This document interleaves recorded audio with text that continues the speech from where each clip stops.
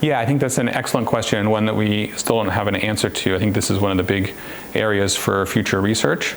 I don't think that there's enough data yet to suggest that we should change our therapies for patients with Waldenström's macroglobulinemia based on whether or not they have clonal hematopoiesis. But things we're looking at are whether having clonal hematopoiesis increases your risk for therapy-related MDS and AML.